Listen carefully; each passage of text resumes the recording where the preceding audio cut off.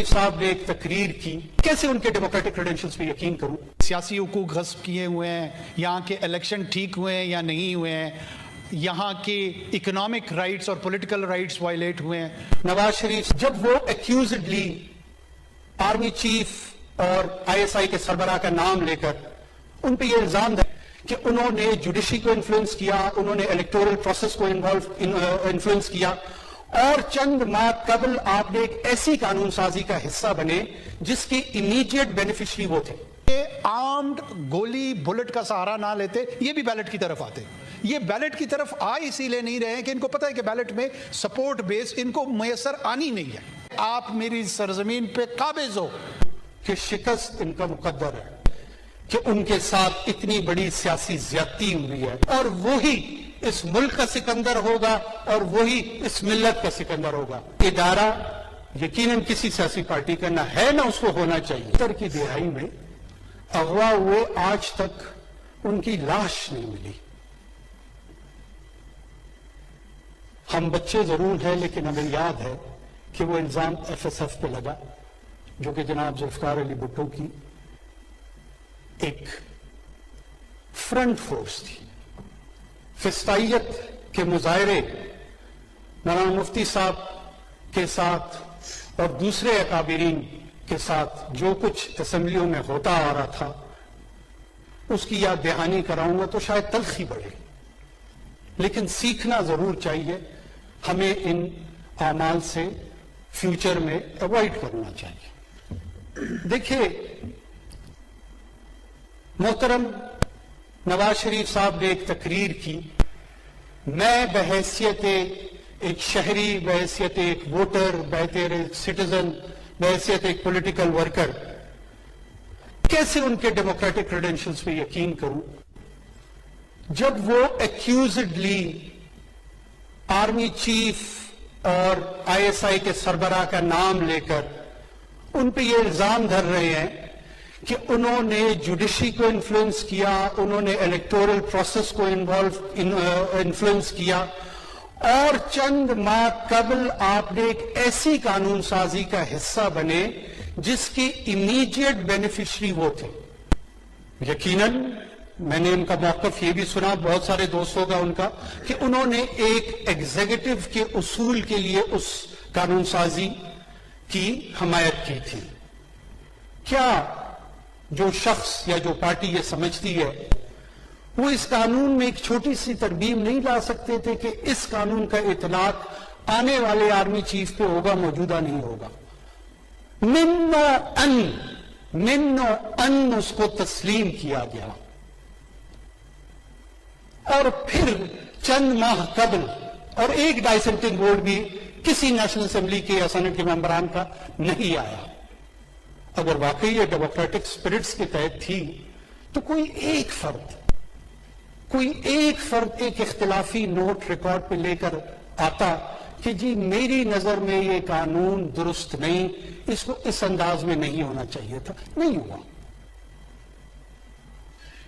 یہ پریزیومڈ ایکسپیکٹیشن تھی کہ وہ طاقت کا سرچشمہ ہے اور وہ شاید ہمیں ایزی ایگزٹ روٹ دے دیں گے، یہ بھولتے ہوئے کہ اب یہاں پر ایگزٹ یا ریلیکسیشن اگر کسی کو ملے گی تو وہ قوانین کے تحت ملے گی، وہ کسی ادارے کی وجہ سے نہیں ملے گی، وہ کسی فرد کی وجہ سے نہیں ملے گی۔ ماضی میں شاید ہوتا آ رہا ہو، لیکن اب اس پاکستان میں اس کی گنجائش کم ہے۔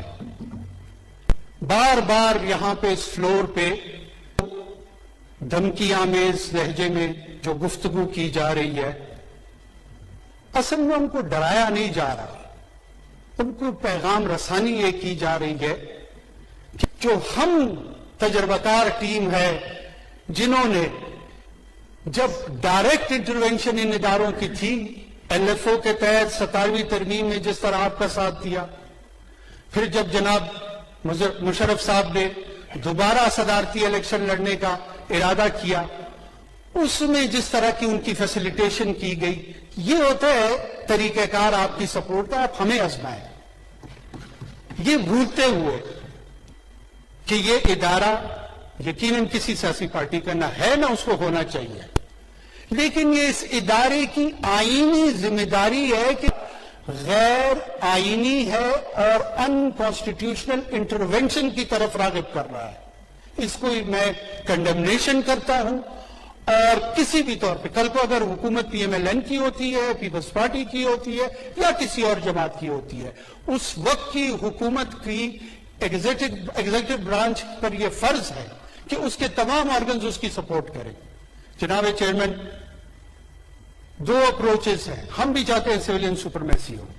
सिविलियन सुपरमेसी इस मुल्क में उस वक्त कायम होगी जब सिविलियन इंस्टीट्यूशन स्ट्रेंथन होंगे, जब यहां की पुलिस स्ट्रेंथन होगी, वो डीपोलिटिसाइज होगी, वापडा दुरुस्त होगा, रेलवे दुरुस्त होगा, बाकी तमाम जितने इदारे हैं वो अपनी फंक्शन करेंगे, एनडीएमए दुरुस्त होगा। ये खुशफहमी है। इस ऐसी सूरत हाल में ये मुल्क क्यास की तरफ जाएगा, डिसऑर्डर की तरफ जाएगा। हम इन्हें कहते हैं आए बैठे नेशनल डायलॉग करें।